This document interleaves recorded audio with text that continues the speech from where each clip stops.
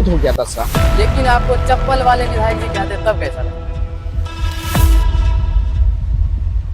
आपने विकास का बहुत बात किया, आपने बोला हम विकास करेंगे जो भी है किए, लेकिन आप जब से जीते उसके बाद कोई विकास जो आप अपने क्षेत्र में किए? ये और कैमरा आपको दिखाऊंगा अभी मेरी क्या स्थिति। किचन में चावल नहीं होगा, मैं कह रहा हूँ, सब्जी नहीं होगा, प्याज नहीं होगा, तेल नहीं होगा, ये स्थिति आज भी जी रहा हूँ। एक विधायक का इतना ही औकात है, राते वाला भी।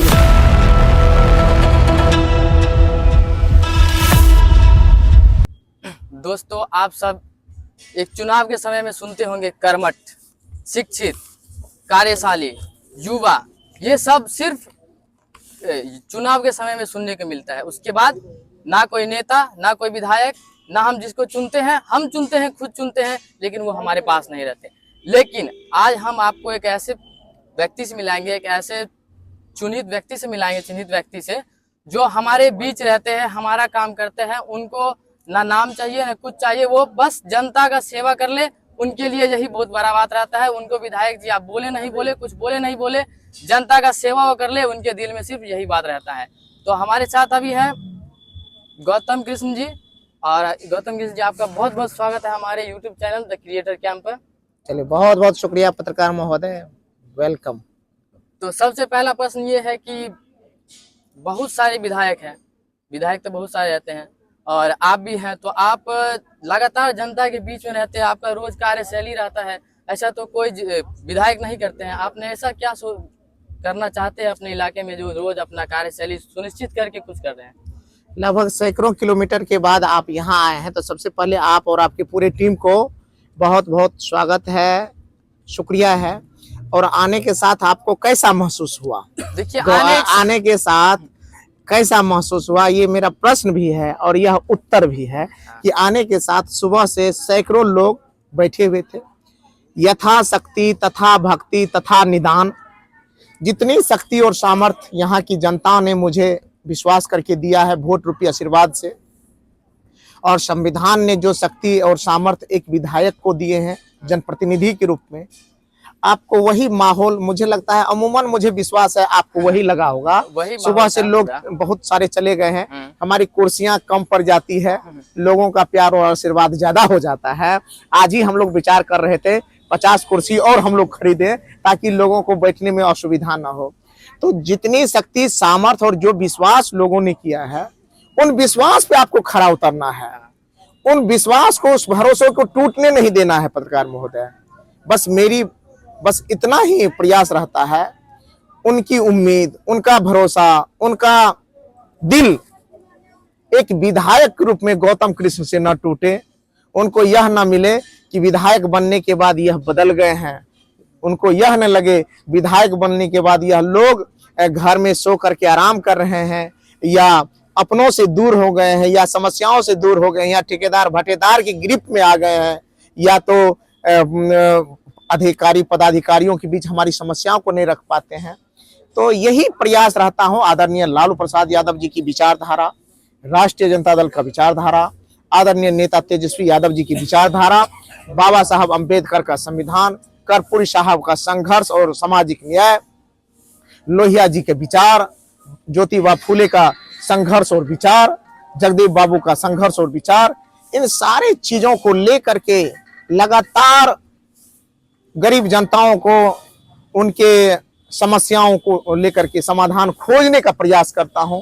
जितनी शक्ति और सामर्थ्य इस छोटे से नाचीज गौतम कृष्ण में है, उसमें कोई कोताही नहीं बरतते हैं। बाद बाकी इंसाफ, जस अबजस देने वाला ईश्वर है। आप लोग पत्रकार भाई हैं। तो ज्यादातर व्यक्ति जो है, जो भी है, चाहे जहाँ पर भी हो, नाम के लिए ज्यादा कुछ करते हैं, लेकिन आपको व्यक्ति विधायक जी बोलते हैं कि गौतम कृष्ण बोलते हैं, भैया भैया बोलते हैं, आपको कौन सा शब्द जो बोलते हैं अपने रिश्ता से आपको जोड़ते हैं, वो कौन शब्द बोलते हैं जो आपको बढ़िया लगता हो? हमको हमारे विधानसभा अंतर्गत नौहट्टा से मैंने वीडियो की शुरुआत की थी। मैं वीडियो बन के यहाँ आया। नौहट्टा के लोग और मेरे परिचित लोग अगर वीडियो कहते हैं तो वही मुझे अपना तो लगता है। विधायक में अभी भी मुझे अपना तो नहीं लगता है, लगता है ये दूर है। अभी नया नया बना हूँ उनके वोट और रुपये आशीर्वाद से। तो मैं चाहता हूँ जैसे मैं नौहट्टा का माँ बहनों गरीब गुरबाओं के दिल में बसने वाला वीडियो था, तो मैं कहता हूँ कि मुझे वीडियो ही कहेंगे तो मुझे अच्छा लगेगा, मुझे ज्यादा प्रिय यही है। तो आप कितने वर्ष से विधायक लड़ रहे हैं? ये मेरा तीसरा प्रयास रहा है।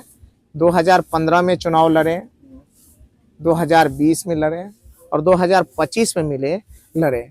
तो पहले बार तो हार गए, 20,000 वोट आया सभी गार्जियनों का, बड़े बुजुर्गों का, और जितना दिन मेहनत किए तो उस मेहनत का वह परिणाम था, मेहनत का एक मजदूरी था। 15 का चुनाव मेरे वीडियो के रूप में किए गए मेहनत का मजदूरी था। 20 का चुनाव आदरणीय लालू प्रसाद यादव जी का विश्वास, तेजस्वी यादव जी का भरोसा, राष्ट्रीय जनता दल के सभी कर्मठ साथी, समाजवादी साथी, महागठबंधन परिवार के आशीर्वाद की वजह का चुनाव था, जिसमें लगभग क्या कहें हम लोग तो जीत ही गए थे, लेकिन शायद इस सिस्टम को हम पसंद नहीं थे। मेरा मुंह कान शायद उनको पसंद नहीं आएगा, विचार व्यवहार मेरा पसंद नहीं आया, इसलिए उन लोगों ने जबरदस्ती हरा दिया। तो आप और 25 में फिर लगातार संघर्ष आदरणीय लालू प्रसाद यादव जी और तेजस्वी यादव जी के भरोसा पे कायम रहना, झंडा उठा करके इनकलाबी साथियों के साथ बुलंद किए, लालटेन छाप को हर गली गली टोला मोहल्ला तक ले गए, और उसका भरोसा हुआ कि इतनी बेईमानी, इतना सेटिंग गेटिंग के बावजूद महिषी में कोई चलने नहीं दिया चारा, सभी भ्रष्ट अफसर को जवाब दिया, सारी सेटिंग का जवाब दिया, और सब कुछ का जवाब मिलते हुए यहाँ से आदरणीय लालू प्रसाद यादव जी और तेजस्वी यादव जी का झंडा जो है, लालटेन छाप का झंडा को हम लोगों ने बुलंद किया। लेकिन अफसोस इस बात का है कि हमारी पार्टी, हमारा गठबंधन हारा है। साजिश का जबरदस्त जोर चला है, सरकारी खजाने के बंदरबांट हुआ, लूट हुआ, अफसरशाहियों का मनमाना चला, दिल्ली वाले जो हमारे काला जादूगर हैं उनका कारनामा चला, साजिशन हमको हराया गया, जिसको स्वीकार हमारे जीतन राम मांझी जी ने कर ही लिया कि हम लोग कैसे कैसे हारे हुए लोगों को भी जिताते हैं। तो हमारा प्रश्न एक और है कि आप बोले कि हमको विधायक जी में अधूरापन लगता है, लेकिन आपको चप्पल वाले विधायक जी कहते हैं तब कैसा लगता है? चप्पल वाले कहते हैं तो ये अच्छा लगता है, चप्पल वाले कहते हैं तो अच्छा लगता है कि ये मेरा संघर्ष है, मेरे संघर्षों को लोगों ने देखा है, पत्रकार भाइयों ने देखा है, बड़े बुजुर्गों ने देखा है, युवा साथियों ने देखा है, और जिसको जूते का अभाव है, जिसको लगता है अच्छा कपड़ा मेरे पास नहीं है, जूता नहीं है, तो मेहमानी जाने में, कहीं बाजार जाने में, कहीं ऑफिस जाने में जिनको झिझक होती थी, तो उनको लगता है यार मैं चप्पल पहन के जाऊंगा तो झिझक होगा अफसर से, मेहमानी जाऊंगा तो सास से, ससुर से, साला से, साली से लाज लगेगा। वहां उनको लगता है, एक उदाहरण है, हमारा गौतम भाई तो चप्पलें पहन के सब जगह जाता है, तो उनका इज्जत कम नहीं होता है, तो मेरा इज्जत कौन सा कम हो जाएगा? अपनापन लगता है, इसलिए उनको एक भरोसा होता है कि चप्पल भी पहन के जाएंगे तो मेरा इज्जत कम नहीं होगा, मेरा मान मर्यादा कम नहीं होगा। जो मेरे व्यक्तित्व में दम होगा, जो मेरे जुबान में प्रेम और सौहार्द होगा, जो दिमाग में ताकत होगी, उसी के अनुसार मुझे इज्जत मिलेगी। कपड़े से, जूते से, चश्मा से इज्जत मिलने वाला नहीं है। इसलिए चप्पल पहने की जूता पहने क्या फर्क पड़ता है? तो आप विधायकी 3 वर्ष लड़े हैं 3 बार, इससे पहले आप क्या करते थे? उससे पहले तो मैं वीडियो था, और अभी हाल में मैं प्रोफेसर हो गया। मुझे लगता है आज या कल मेरा कॉलेज अलॉट हो जाएगा, कौन सा कॉलेज मुझे मिल रहा है, तो जिस कॉलेज का हो जाऊंगा प्रोफेसर, वहाँ की प्रोफेसर हो जाऊंगा। मौका मिलेगा तो जाकर के बच्चों को पढ़ाएंगे, अच्छी अच्छी बात बताएंगे। वीडियो भी पोस्ट कर रहे होंगे। हम 14 महीना, 1 साल का ट्रेनिंग रहा, 14 महीना का जॉब रहा। तो बहुत व्यक्ति का सपना होता है, यहाँ बच्चे सपने लेके जाते हैं कि हम वीडियो बने, कलेक्टर बने, बनने के बाद छोड़ देते हैं। आपने वहाँ के बाद इतना एकदम से यू टर्न कैसे ले लिया कि विधायक में जाना? क्या आपने देखा इस देश का स्थिति, अपने विधानसभा का स्थिति, जो आप यू टर्न ले लिए? पत्रकार महोदय, हर व्यक्ति अपने शिक्षा, संस्कार, मर्यादा और नैसर्गिक जो जन्म के साथ हमारा विचार जन्म लेता है आपके साथ, तो इस विचार के साथ हम लोग जीते हैं। तो कभी कभी होता है कि आपकी जो मूल भावना है, मूल आत्मा है, सोचने का, विचारने का, काम करने का, जो आपको बाय बोर्न नेचर है, और जब आप सिस्टम में काम करते हैं, इन दोनों में तालमेल नहीं हो पाता है ना, तो आपको बहुत ठोकर लगती है। जैसे मैं शुद्ध रूप से एक इंसान हूं, मैं झूठ नहीं बोलता हूं, मैं मेहनत करने में विश्वास करता हूं, मुझे जाति धर्म मजहब में तनिक भी विश्वास नहीं है, मुझे अपना लोभ लालच से जीने का मेरा कोई कहीं दूर दूर तक इच्छा नहीं है। अपना जमीन बढ़ा लूं, अपना घर बना लूं, ये कर लूं, वो कर लूं, अपना स्वार्थ में जीऊं, मेरा ऐसा कोई नेचर नहीं है। किसी को लोभ लालच के अनुसार उसको कुर्सी दे, इज्जत दे, ये मुझसे नहीं है। मुझे लगता है कि मैं निस्वार्थ होकर जीऊं, जाति धर्म मजहब से ऊपर उठ के जीऊं, बहुत मेहनत करूं, सब लोगों को प्यार करूं, जितनी मेरी शक्ति और सामर्थ्य हो उनके अनुसार उनका सेवा कर सकूं। लेकिन मैंने क्या कहा, लेकिन अगर आप किसी पद पे जाते हैं तो आपके मन में क्या है, मैं ऐसे ऐसे काम करूंगा, लेकिन वहां जाते हैं तो वहां का सिस्टम बिल्कुल उल्टा बना हो, आपको तुरंत धक्का लगता है। क्या लगता है? धक्का लगता है। यार मैं तो ऐसा आदमी हूं, लेकिन यहाँ सिस्टम बड़ी उल्टा हो गया है।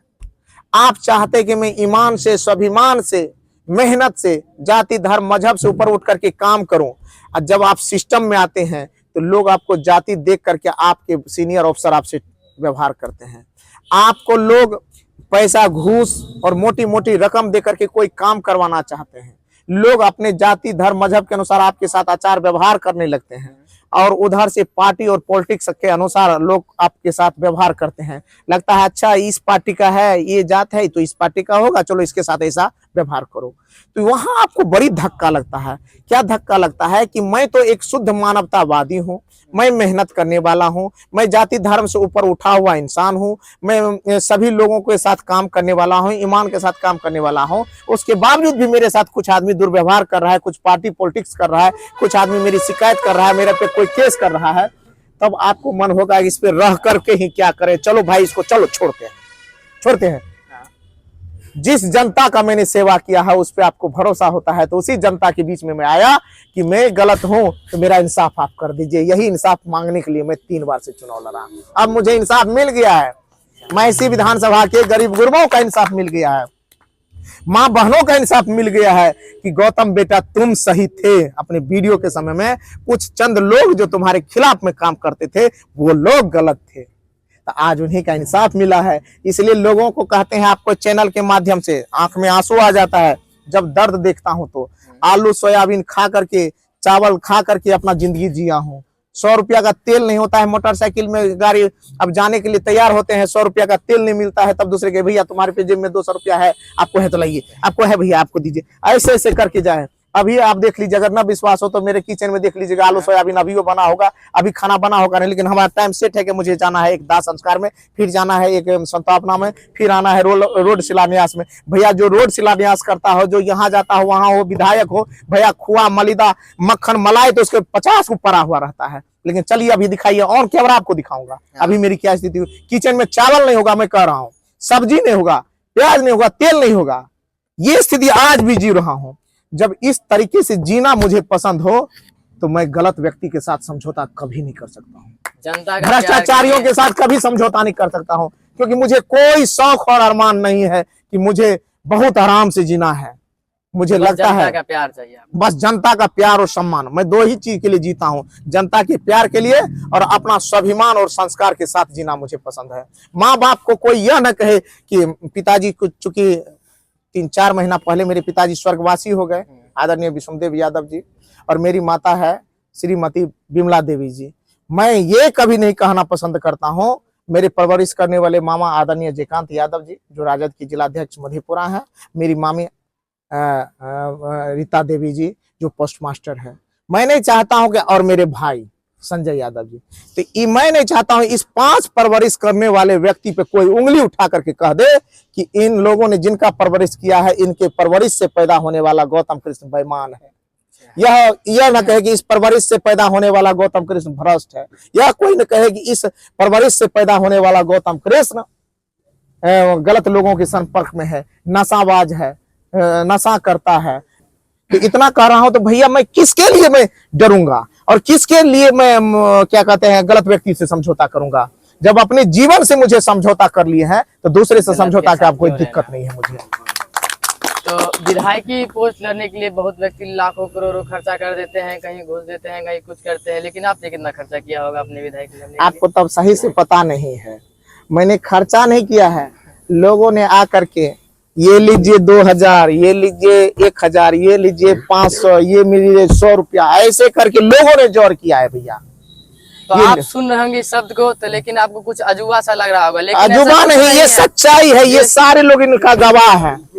गवाह पूछ लीजिए, गौतम कृष्ण को लोगों ने पैसा दिया है। सोशल मीडिया पर हमने भी देखा था, आपको बहुत पहले से देख रहे हैं। हम भी महिषी ही विधानसभा से है, लेकिन यहाँ पे किसी कारणवश हमारा स्टूडियो जो है इसके अंदर नहीं है, हम दूसरे जगह शिफ्ट है, लेकिन आपको हम बहुत पहले से फॉलो कर रहे हैं और ये बात 100% सही है कि हाँ आपने मांग किया। इसीलिए हम किसी आपके चाहने वाले को, चाहे दूसरे विधायक लड़ने वाले को, चाहे जो भी इस पद पे आना चाहते हैं, उनको सच रास्ता क्या है वो दिखाने के लिए हम आपसे कुछ वार्तालाप कर रहे हैं। प्लस में खर्चा जो है आपको लड़ने के लिए खर्चा की जरूरत नहीं है। अगर जनता आपको चाहेगी 3-4 लाख रुपया में चुनाव लड़ सकते हैं भैया, 3-4-5 लाख।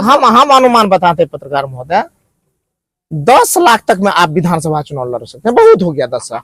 10 लाख में आप क्या कीजिएगा, खाना, भोजन, पानी का व्यवस्था बेहतर कर दीजिएगा, ठीक है। और ये अभी 10 लाख रुपया आपको घर से नहीं लगेगा, जब आप घर सबको घर ही बना लीजिएगा।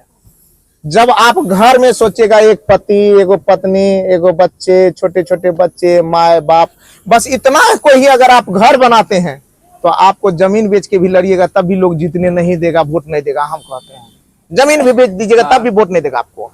लेकिन जब आपका घर इतना से होते हुए इतना हो जाएगा परिवार तो लोग हर व्यक्ति अपने गाढ़ी कमाई से, मेहनत से, मजदूरी से कमा करके भी 100 रुपया आता है। मैं एक आपको किस्सा बता रहा हूँ। एक बुजुर्ग आदमी आए, बहुत हमको लगता है 60-70 साल के आदमी थे। वो ऐसे ठुकरते आए। उनको लग रहा था कि शायद दूसरों के सामने में देंगे तो मुझे थोड़ा सा लाज लगेगा। वो बेचारा आया, कहा कि वीडियो साहब हो तो बहुत ईमानदारी से काम कर रहा हो ब्लॉक में, हम कुछ आशीर्वाद दे चाहे ऐसे करके इसे पकड़ा दिए। और हम देखे तो उसमें 7-8 गो 10 रुपया वाला था, वो मोरा हुआ, सब मोरा हुआ लग रहा था। वो कब का जमा करके रखा हुआ था, वो 70-80 रुपया था, वो जोड़ करके वैसे दिया। और उस पैसा को मैं करोड़ और अरब का संपत्ति समझता हूँ। वो पैसा नहीं था, वो आशीर्वाद। इस तरह के पैसे मुझे मिले। उसको तो बस वो प्यार, एक बुजुर्गों के हाथों से प्यार, तो वो तो बहुत बड़ी बात है और इनको मिला। आपने विकास का बहुत बात किया, आपने बोला हम विकास करेंगे, जो भी है किए, लेकिन आप जब से जीते उसके बाद कोई विकास जो आप अपने क्षेत्र में किए होंगे? आप शायद गौर नहीं किए होंगे, आज भी मेरा शिलान्यास है। आज 5वां शिलान्यास करने जाएंगे। इतने कम दिनों में हमने 4 शिलान्यास किया है। और जो विकास की गति कहीं भी रुकी हुई थी तो मेरे वजह से उसमें दुगना रफ्तार होगा, ये तो मैं वादा करता हूँ। जो 10 के स्पीड से चल रहा होगा उसको 20 का स्पीड दूंगा, जो 50 के स्पीड से चल रहा होगा 100 का स्पीड देंगे। तो इसलिए इतना आप सोचिए, अब महीना दिन हुआ है, महीना में हम आज 5वां शिलान्यास, आज मेरा प्रोग्राम चार्ट में देख लीजिए पुरीख में है। तो हम ये करेंगे। उसके बाद कहीं भी किसी तकनीकी माध्यम से कोई भ्रष्ट अफसर के माध्यम वजह से अगर कहीं भी रुका हुआ कोई मेरा भ्रष्ट होगा या कहीं लिटिगेशन हो गया, 2 पक्षों के बीच में विवाद हो गया, तो इन वजह से मेरा विकास कहीं नहीं रुकेगा। कहीं अफसर में, कहीं लोगों की वजह से, कहीं विभाग में अगर कुछ भी दिक्कत होगी तो मैं वहां जा करके हाथ जोड़ करके विनती करके तकनीकी पक्ष को सुलझा करके, विवाद को सुलझा करके उसको रफ्तार देने का काम करता हूं। आप देखिएगा कि मेरा कोई टोला मोहल्ला गली नहीं बचेगा जहां रोड नहीं रहेगा। गली गली रोड बनेगा 5 साल के अंदर। तो आप अपने क्षेत्र में घूमे हैं, चप्पल लेके घूमे हैं, बात सही है, सब जगह घूमे हैं, लेकिन आपको अपने क्षेत्र का सबसे मुख्य समस्या क्या लगा हो? हमारे जो महिषी विधानसभा है, इस महिषी विधानसभा को आप एक समस्या में केंद्रित नहीं कर सकते हैं। एक समस्या से सबको आप इंकित नहीं कर सकते हैं। इसका वजह है कि महिषी विधानसभा को अगर देखना हो तो सीधे 5 भाग में बांट करके आप देख सकते हैं। महिषी विधानसभा में 3 ब्लॉक है, 70 कटैया है, नौहट्टा है और महिषी है। तो 70 कटैया ब्लॉक जो है उसकी सामाजिक और भौगोलिक दृष्टिकोण जो है दो भाग में विभक्त कर देती है, रेलवे से पूरब और रेलवे से पश्चिम। यहाँ का सामाजिक बनावट और परिस्थितियां अलग है, पूर्वी भाग का अलग है। फिर अगर आप देखेंगे नौहट्टा ब्लॉक में तो कोसी बांध के अंदर अलग है और कोसी बांध के बाहर अलग की समस्या है, और महिषी का जो है उनकी एक अलग वाली बात है। तो ये 5 भागों में विभक्त हमारा मोटा मोटी तौर पे ये महिषी विधानसभा है। इसको किसी एक समस्या के निदान से सबका समस्या निदान हो जाएगा ऐसा संभव नहीं है। कोसी बांध के अंदर में 2 मुख्य सड़क है जो 17 नंबर से जुड़ करके चलती है, उसका जब तक निदान और बेहतर और सुगम जाने यातायात के लिए नहीं बनेगा तब तक वह क्षेत्र कभी आजाद नहीं हो पाएगा। 1947 की वाली स्थिति बनी रहेगी। बाहर में नौहट्टा ब्लॉक से लेकर के बिहरा पचगछिया तक रोड का चौड़ीकरण हो या ब्लॉक का भ्रष्टाचार हो, इस पे जब तक नियंत्रण नहीं किया जाएगा तब तक लोग आजाद नहीं हो पाएंगे। पचगछिया 70 कटैया के पूर्वी भाग में रोड का चौड़ीकरण है, ब्लॉक का भवन का निर्माण है और ब्लॉक का भ्रष्टाचार है, इस पे जरूरी है काम करना। उसके बाद आ जाइए पश्चिमी सेक्टर में। पश्चिमी सेक्टर में है वहाँ गरीबी बहुत ज्यादा है, क्योंकि सामाजिक रूप से पिछड़े हुए लोग, कमजोर लोगों का बसावट बहुत ज्यादा है। तो उनके घर में घर तक का हर चूल्हा सही से जले, उनके घर रोजी रोटी हो, उनके घरों में खुशहाली हो और भ्रष्टाचार से मुक्त उनको व्यवस्था मिले, इसके लिए काम करना होगा। महिषी साइड में हमारा एक सूर्य मंदिर है, वो पर्यटन का बहुत बड़ा विकास का ये रूपरेखा तय करेगा। वो के हजारों साल पुराना है, तो वो हमारा एक बड़ा मुद्दा है। उसके अंदर जो बांध के अंदर है वहाँ सुगम जो सड़क हो, सही सड़क हो, जैसे भेलाही गाँव से वो कौन चौक, जुम्मा चौक से जो अंदर दक्षिण जाती है सड़क, बोहरबा से बेलडावर, ये सड़क का चुनाव है।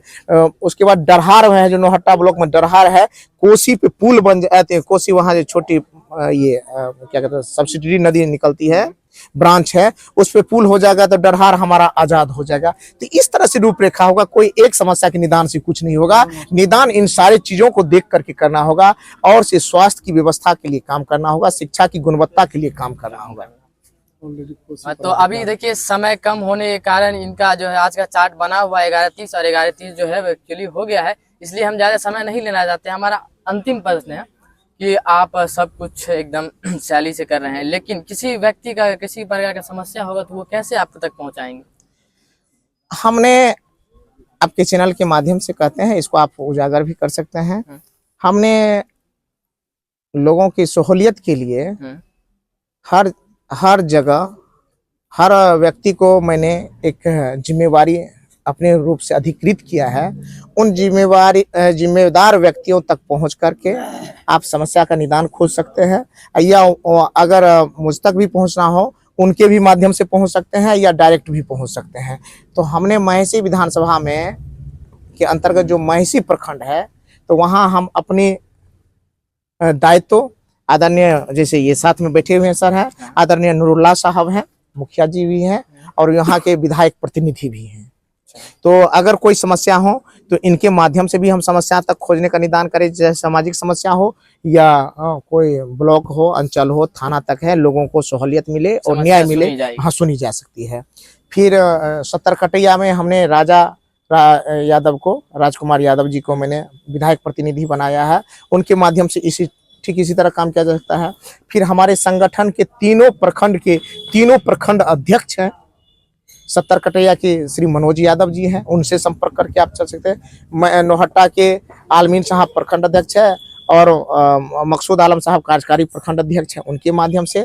फिर शंभू मुखिया जी महिषी के हैं। इसके बाद हमने ये महिषी विधानसभा का जो प्रधान कार्यालय है, ये सहरसा के शिवपुरी में स्थित है। यहाँ हमने कार्यालय प्रभारी का मनोनयन किया है। तो जो कार्यालय प्रभारी के रूप में प्रथम है वो है विवेक कुमार रिंकू जी। आप उनके माध्यम से यहाँ आएंगे, अगर मैं नहीं रहूँगा तो वो आपको देखेंगे, आपकी समस्या को सुन लेंगे और इंकित करके हमें बता देंगे। उसके बाद रिंकू जी नहीं है तो सुशील कुमार चौधरी जी हैं सेकेंड मैन के रूप में, वो है, वो करेंगे। और इन सब के बावजूद संगठन के राष्ट्रीय जनता दल के परिवार का जो पंचायत अध्यक्ष है, तो हर पंचायत में है, आप वहां रखेंगे। इसके बावजूद हमारे कुछ कम से कम 10-20 वरिष्ठ सहयोगी साथी हैं, इनके माध्यम से बहुत जल्द हम एक कमेटी भी आपके सामने आएगा, प्लेटफॉर्म आएगा, जो 21 सदस्य हम लोग कमेटी बनाएंगे। वो हमारे गार्जियन अभिभावक कमेटी होगा, अभिभावक कमेटी होगा, जिसमें तीनों महिषी विधानसभा के सबसे मुख्य गार्जियन के रूप में हम लोग उनको आदर के साथ उस कमेटी का अंग बनाएंगे। और अंतिम फैसला, हमारा भी फैसला कभी नजरअंदाज हो जाएगा, लेकिन उसका फैसला नजरअंदाज नहीं होगा। उस 21 व्यक्ति के द्वारा जो फैसला हो जाएगा वह गौतम कृष्ण को मानना होगा। मैं एक तरह से हम कहिएगा उस 21 व्यक्ति को वीटो पावर दे देंगे। गौतम कृष्ण कोई विधायक, कोई सुपरमेसी स्थापित करने के लिए नहीं आया है, लोकतंत्र को जिंदा करने के लिए आया है। क्योंकि राष्ट्रीय जनता दल आदरणीय लालू प्रसाद यादव जी की विचारधारा और तेजस्वी यादव जी के नेतृत्व में चलता है, इसलिए वह कोई व्यक्ति विशेष का नहीं होगा। हम विधायक हो गए, हम कहेंगे राम तो राम, श्याम तो श्याम, गणेश तो गणेश, अल्लाह तो अल्लाह, रहीम तो रहीम, करीम तो करीम नहीं होगा। हमारे साथ जो जुड़े हुए मुख्य लोग हैं, 21 सदस्य कमेटी बहुत जल्द आप लोगों के सामने आएगा। ये प्रतिनिधि के अलावा ये कमेटी होगा, वो गार्जियन कमेटी होगा। वो गार्जियन कमेटी हम लोग समय समय पर, जैसे नहीं होता है, आप लोग सुने होंगे कि मुख्यमंत्री का कैबिनेट होता है, कैबिनेट है, तो हम भी अपना कैबिनेट बनाएंगे। महिषी विधानसभा का कैबिनेट होगा और इस कैबिनेट में हर जाति, धर्म, मजहब के लोगों का प्रतिनिधित्व होगा। यह कमेटी जो होगा, ये कैबिनेट होगा, सुपर कमेटी होगा। यह कमेटी विधायक प्रतिनिधि की इतर कमेटी होगी। ये नहीं, ये भी इसमें उसमें वो बहुत बेहतर तरीके से आपको मिलेगा, देखने को मिलेगा। और इस कमेटी के माध्यम से गौतम कृष्ण कुछ नहीं, हम ऐसे सुन रहे हैं, हम क्या कर रहे हैं, सुन रहे हैं। जो फैसला आप कीजिएगा, समाज करेगा, गौतम कृष्ण विधायक होने के नाते मानेगा और दस्तखत करेगा। यानी कि लोकतंत्र के अनुसार हम लोग चलेंगे। ये नहीं कि विधायक बन गए, रॉन्ग तो राइट, ये करते हुए नहीं। जो सच है, जो 5 व्यक्ति कहेंगे, यानी कि समाज के लोग, जो 5 व्यक्ति जो कह देते हैं वो माना जाता है, और विधायक जी के पास ही वही बात ही माना जाएगा। तो किसी पर और इसी तरह एक चीज इसमें छूट गया, जो आवास मिला है, हमारा आवास पटना में मिला है, तो महिषी विधानसभा आवास गरीब गुरबों का आवास है, कमजोरों का, वंचितों का आवास है। तो महिषी विधानसभा का आवास आम आवाम, गरीब गुरबों का आवास है। वहां कोई भी जा सकते हैं। अपना विधानसभा हमारी प्राथमिकता में है। अगर कोई इतर भी कोई लोग जाते हैं तो उनका भी वेलकम है। वहाँ जो दाल रोटी बनेगा, भोजन पानी बनेगा, वो उससे भी आपको खाएंगे, वो आपको भी खिलाएंगे। बिल्कुल बिल्कुल, इसमें कोई नहीं। रुकिन भैया रुकिन। तो इसलिए आपका वेलकम इस भी आवास पे होगा, सहरसा शिवपुरी पे भी। यहाँ पे आपको हमारे प्रभारी लोग वेलकम करेंगे, आपकी समस्या को सुनेंगे। और कुछ दिन में जो एक नया फॉर्मेट भी आ जाएगा, और जिसमें सुपर कमेटी बनेगा, कैबिनेट बनेगा, हम लोग का महिषी विधानसभा का कैबिनेट, वो भी होगा। और उसके बाद पटना के आवास के लिए भी जो प्रभारी हैं, वहां आप जाएंगे तो वहां आप लोग भी, पत्रकार महोदय कभी जाएंगे तो महिषी विधान आर ब्लॉक में 77 नंबर महिषी आवास है, आप वहां जाके देख सकते हैं। जो दाल पानी होगा, रोटी चावल होगा, जो साधारण होगा, क्योंकि बड़े की मेरी क्षमता नहीं है, लेकिन छोटे स्तर पर स्वागत करने का है, वो है। आपका भी स्वागत होगा सबका। जो खुद कर रहे हैं, जहाँ जिस कुर्सी बैठे उस कुर्सी पर आपको बैठाएंगे, जो खा रहे हैं वही आपको खिलाएंगे। समय कम होने के कारण हम यहीं पे इस वार्तालाप को खत्म करते हैं। अगर आपके मन में किसी प्रकार का प्रश्न होगा तो आप हमारे कमेंट बॉक्स में पूछिएगा। किन्हीं और समय के बाद जब इनके पास फिर से वक्त मिलेगा तो हम फिर से मिलेंगे। आप अपना प्रश्न नीचे जरूर दें। धन्यवाद, बहुत शुक्रिया।